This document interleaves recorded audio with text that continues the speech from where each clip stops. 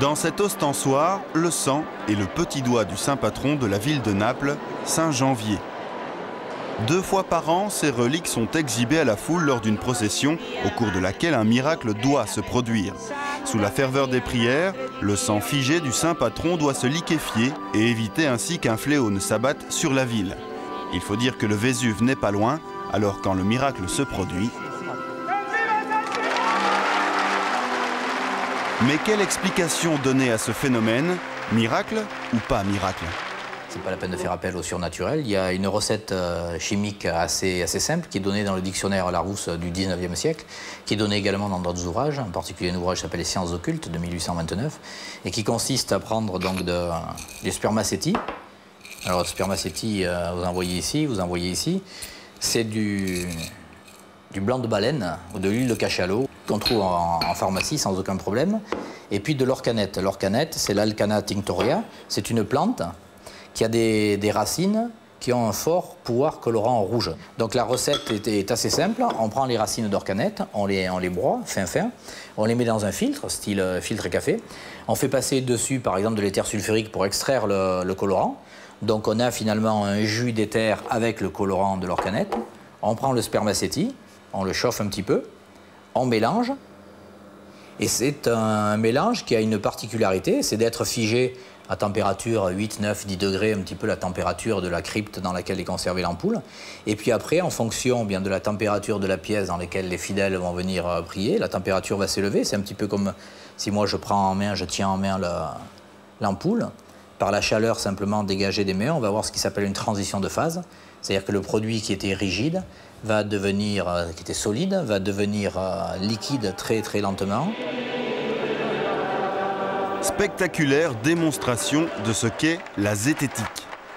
La zététique, c'est l'art du doute face à n'importe quel phénomène et la discipline qui consiste à soumettre ce phénomène à une méthodologie scrupuleusement scientifique.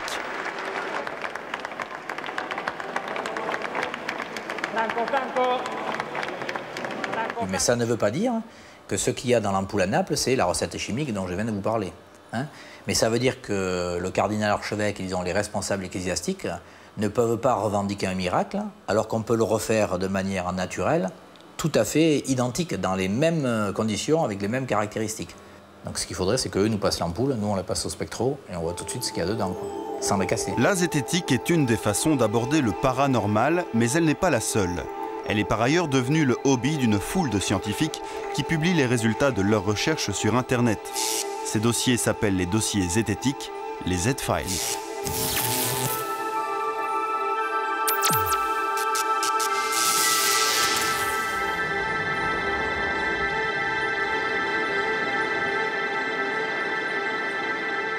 Cet été, Paris, la capitale de l'esprit cartésien, est devenue pendant quelques jours la capitale mondiale du paranormal.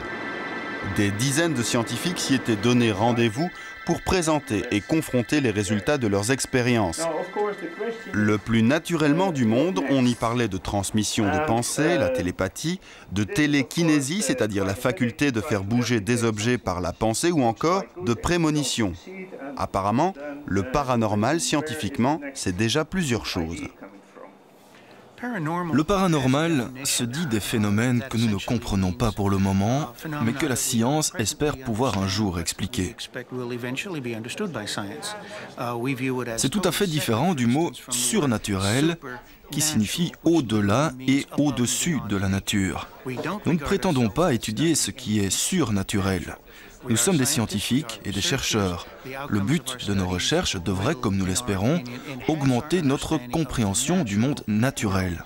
En tant que tel, nous étudions les manières étranges et les interactions bizarres entre les organismes et leur environnement.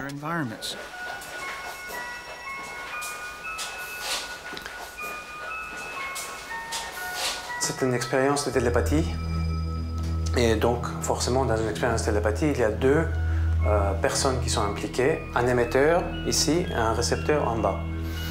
L'émetteur, son rôle est de se concentrer sur une image qui va être choisie par l'ordinateur aléatoirement.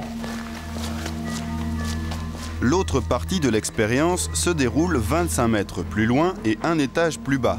un récepteur va tenter de ressentir les impressions et de voir les images que voit l'émetteur.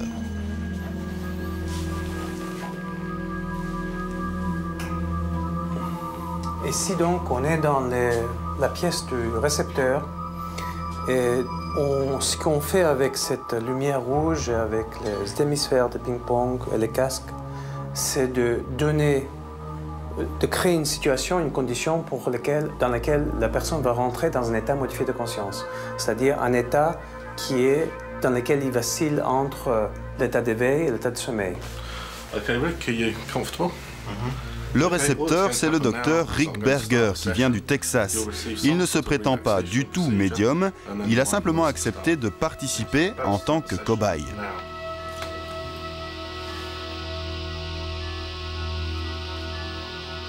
L'expérience a commencé depuis quelques minutes et le programme aléatoire de l'ordinateur n'a toujours pas envoyé la moindre image. Et pourtant, en bas à la cave, Rick Berger décrit les premiers phénomènes. Je ne sais pas si ça signifie quoi que ce soit, mais je viens de voir quelque chose comme des arbres. Face à l'émetteur, l'ordinateur choisit 7 instants pour lancer une séquence de 60 secondes du film Star Wars. On y voit une poursuite à moto volante dans une forêt, justement.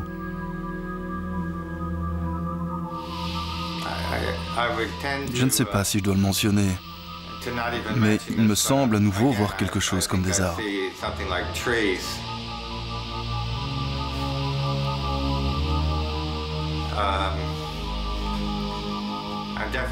Ça y est, je commence à percevoir de réels effets visuels. Je vois comme du bleu.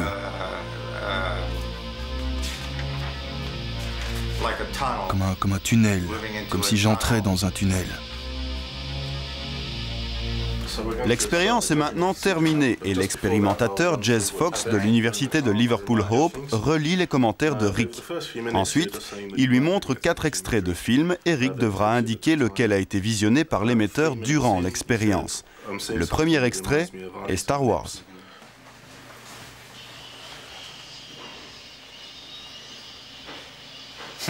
Star Wars. Des arbres, waouh. Je ne peux pas t'entendre. Oh, well, jeez. Oh mon Dieu.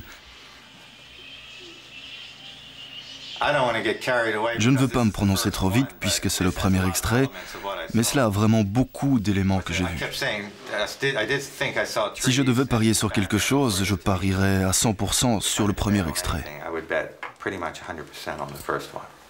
Performance troublante, au-delà de la querelle d'experts sur le protocole scientifique ou l'analyse des résultats, il reste que ce genre d'expérience semble montrer qu'il y a télépathie mais aussi prémonition, puisque Rick, le récepteur, s'est mis à décrire les images avant qu'elles ne soient projetées par l'ordinateur. Une des explications, c'est que peut-être il n'y a pas en fait vraiment une télépathie, mais que tous les phénomènes psy remontent à ce qu'on peut appeler une anomalie temporelle, c'est-à-dire que les vraies clés de phénomènes parapsychologiques est dans notre conception du temps. C'est toute la thèse du paranormal. Les consciences qui pourraient se déconnecter ou se connecter entre elles et communiquer. Et puis la pensée qui pourrait quant à elle se déconnecter du temps présent pour se brancher sur le passé ou le futur grâce à des états modifiés de conscience. Mais comment cela marche-t-il vraiment? Les futures recherches tenteront de l'expliquer. Cette connaissance devrait nous amener à mieux atteindre un autre objectif poursuivi par les scientifiques. Aider les gens qui sont victimes de phénomènes encore inexpliqués. C'est précisément le métier de Walter von Lukadou du laboratoire de Fribourg en Allemagne, à qui on vient régulièrement se plaindre de manifestations curieuses. Il s'agit de poltergeist, c'est-à-dire que des objets se mettent à se déplacer apparemment sans raison. Face à ces problèmes de vaisselle récalcitrante, le physicien établit une théorie. Le monde est divisé en 2 parties, le monde mental et le monde physique. Les poltergeists seraient des phénomènes physiques extrêmement rares mais pas impossibles, qui se produiraient en relation avec les états mentaux de celui qui les aperçoit. Ça, c'est la théorie. Bien, en quoi ceci est illégible? Vous allez me dire, c'est très théorique. Mais si vous intégrez bien le modèle, vous pouvez faire des prédictions.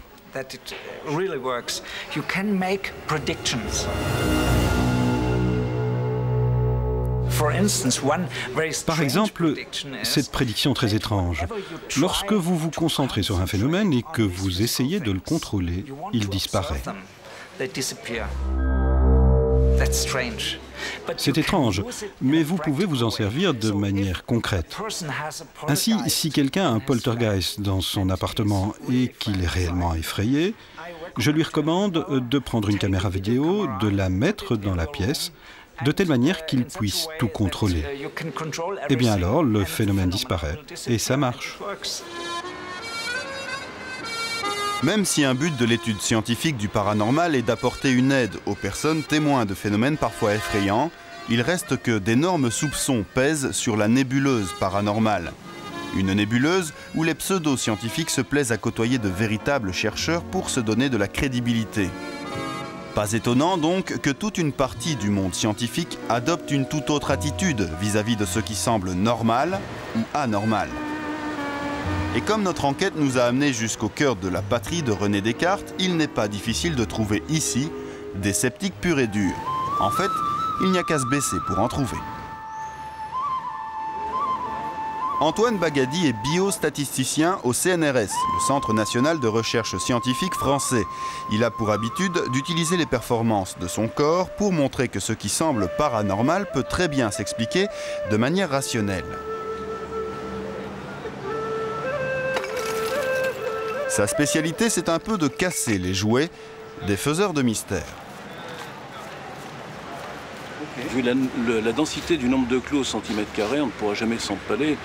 Vous laissez 3 clous, effectivement, rien que par le propre poids du corps, on s'empale sur les 3 clous. Or là, c'est absolument impossible. D'autre part, la propagation de l'onde de choc sur les parpaings fait que l'onde arrive à 0 mètre par seconde au niveau de l'abdomen et il n'y a absolument aucun risque majeur. Je dirais que la particularité, c'est de pouvoir maîtriser ses appréhensions et ses peurs. C'est tout.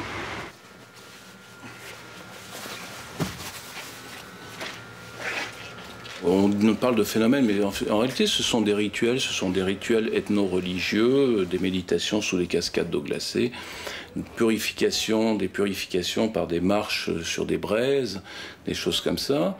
Bon, qui ont une connotation donc religieuse ou ethno-religieuse, mais que je respecte complètement. Malheureusement, certaines personnes récupèrent, je dirais, ce produit que l'on va vendre pour des stages de développement personnel ou n'importe quoi, et alléguer un pouvoir surnaturel. Or, il n'y a rien de surnaturel, et on arrive, malgré tout, du moins par rapport aux expériences que je pratique, à démontrer qu'il s'agit de phénomènes biodynamiques, tout simplement. Voilà, je suis prêt. Durant la pause déjeuner, le scientifique se livre à une petite démonstration. Il va éteindre une braise entre ses mains. Voilà, très bien. Allez-y, allez-y.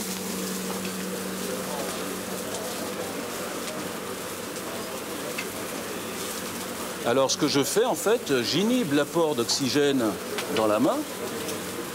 Et vu la durée du contact qu'il y a sur la braise, enfin de la braise sur mes mains, il n'y a pas de possibilité réelle de brûlure. Et au fur et à mesure, la température descend. Et à un moment donné, je vais pouvoir la tenir et vous montrer qu'elle est quasiment éteinte. Effectivement, elle est très chaude là. Alors je tente, mais c'est vrai qu'il fait chaud.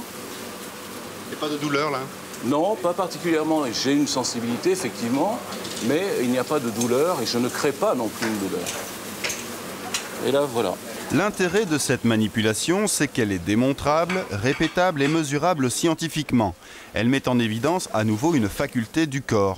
Maintenant, si nous devions démontrer, répéter et mesurer une performance de l'esprit de type voyance, il faudrait qu'elle soit aussi évidente. Pour ce faire, il faudrait inévitablement recourir à une analyse chiffrée, et pour que les chiffres parlent, ils doivent se plier à des lois. Donc c'est une loi de probabilité, une loi universelle de 95% de non-erreur, tout simplement.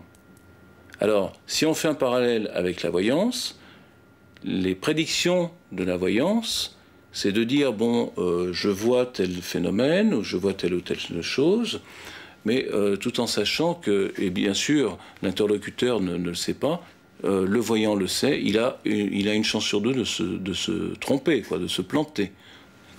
Donc, on est bien loin des 95%. Si c'est voyant systématiquement, si sur 100 voyances, il a réussi à 95%, c'est-à-dire 95 fois il a trouvé la réponse, effectivement, là on pourra dire il s'est passé quelque chose. Et la science, à partir de ce moment-là, restera absolument incapable de dire non, c'est pas vrai, ça n'existe pas. La preuve, ça existe. Alors ça s'est jamais produit jusqu'à maintenant. La barre est haute en termes de résultats à obtenir, mais ce n'est pas tout. Il faut en plus que l'observation soit rigoureuse.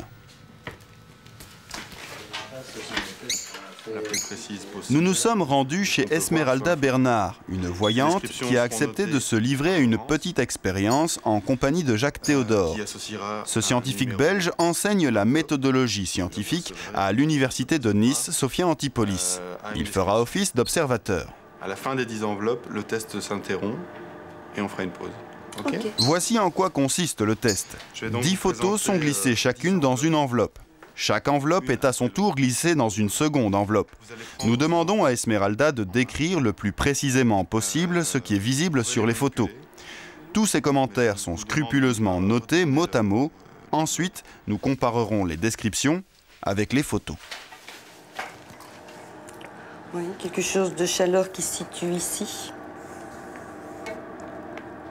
J'ai une sensation d'un cercle, mais sans pour ça qu'il y ait un cercle sur tout. Esmeralda est au courant, peu importe le résultat qu'elle obtiendra, ici c'est bien la validité du test qu'on observe. C'est la raison de la présence du spécialiste en méthodologie.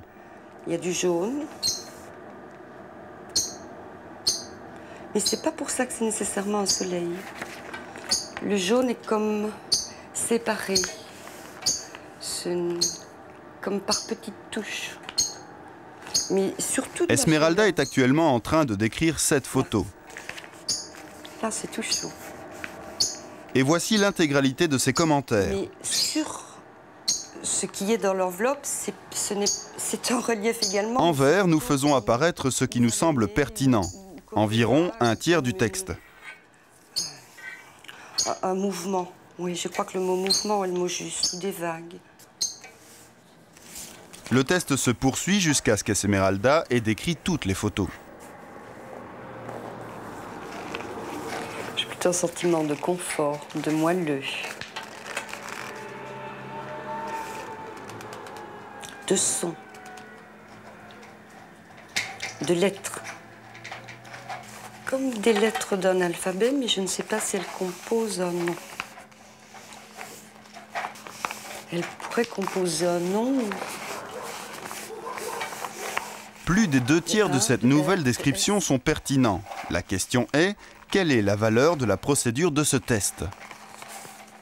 Je dirais qu'elle n'est pas scientifique. Parce que, effectivement, trop ambiguë. Et je pense que la seule manière, c'est que les résultats s'expriment par oui ou par non. Sous le contrôle de Jacques Théodore, nous convenons donc avec Esmeralda d'un second test, rigoureusement scientifique, lui.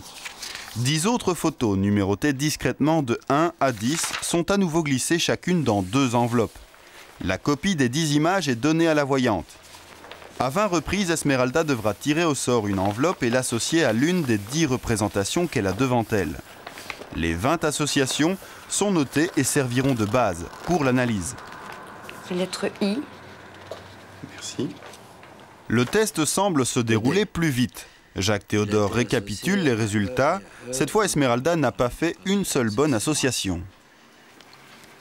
Alors, le 3 est associé factuellement à H. Ici, il a été associé à I, J, D, B, F. Donc là aussi, il n'y a pas de résultat. Et le 2 est associé au A, il a été au B et au E. Donc là, malheureusement, on se trouve à 0 sur 20. Est-ce que selon vous deux, est-ce que ce test vous convient, d'après ce que vous ressentez, Ou bien est-ce que ce test est plus...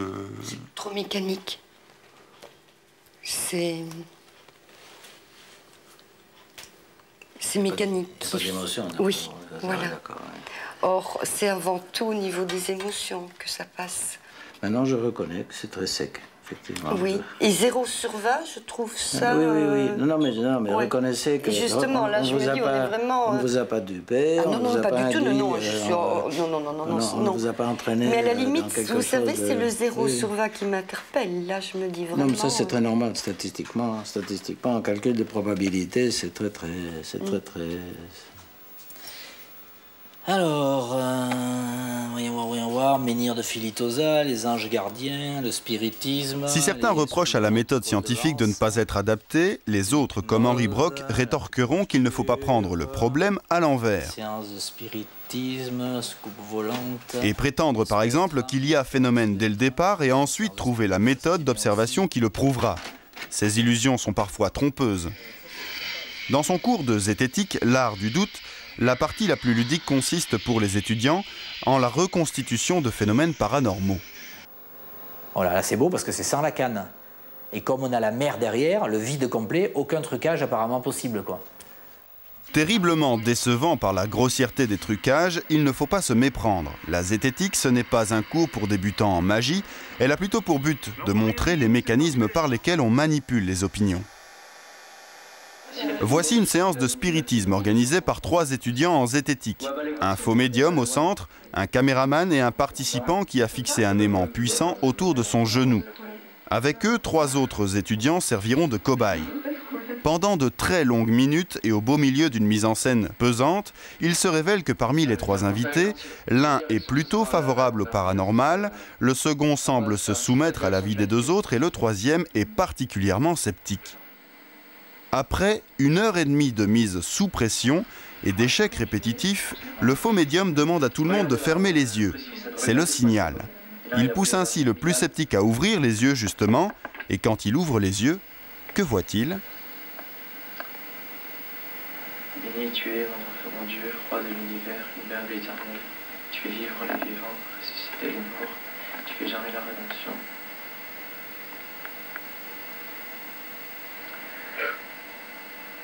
Bouleversé, c'est donc le plus sceptique qui annonce que le crucifix a bougé et c'est lui qui déclenche comme un domino la conviction des autres. Je l'ai vu, je l'ai vu. Pierre ? Alors, c'est les molécules. Non, c'est quelle molécule? Attends, Alex, c'est pas parce qu'on l'explique pas que c'est... Attendez, c'est pas fini. C'est pas fini.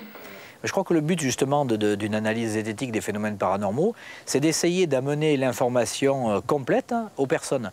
C'est-à-dire, nous, on ne cherche pas à dire, voilà, c'est ça qu'il faut croire ou c'est ça qu'il faut croire. Croire, ça ne veut rien dire, donc c'est pas ça le problème. Nous, on dit simplement, voilà, on vous donne cette facette de l'information, qui malheureusement est très souvent une information un petit peu, disons, déformée, un petit peu délétère. Nous, on cherche à amener toute l'information correcte si possible, mais toute l'information, de manière à ce que les gens aient les 2 facettes. Et après, les gens choisissent. Nous, ça ne nous gêne pas que quelqu'un nous dise « bon, mais moi, je crois toujours aux fantômes ». Ok, mais à condition d'avoir l'ensemble de l'information. Croire ou ne pas croire au paranormal, cela ne veut effectivement rien dire. Ce que nous avons voulu mettre en évidence, au terme de notre enquête, ce sont les 2 comportements qu'adopte la communauté scientifique face aux phénomènes réputés paranormaux. Les uns sont prêts à étudier ce qui semble bizarre ou étrange, quitte à se frotter à un lobby pseudo-scientifique. Les autres démontent le mystérieux pour montrer les intérêts, les intentions qui se cachent derrière le paranormal.